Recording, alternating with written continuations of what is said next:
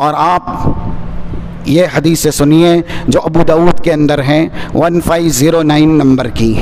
کان رسول اللہ صلی اللہ علیہ وسلم اذا سلم من الصلاۃ، فرض نماز کے آپ امامت کراتے تھے، جیسے ہی آپ سلام پھیرتے کیا کہتے؟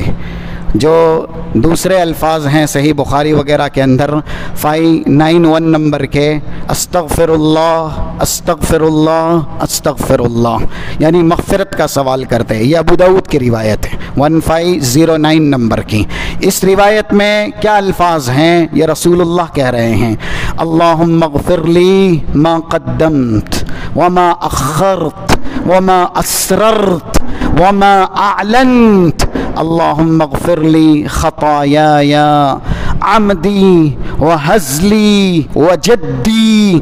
اس طرح کے رسول اللہ صلی اللہ علیہ وسلم الفاظ کہتے، اللہ میں جتنے بھی گناہ مجھ سے سرزد ہوئے یا سرزد ہونے والے ہیں بتقاضائے بشریت، ان سب کی مغفرت کا تجھ سے سوال کرتا ہوں.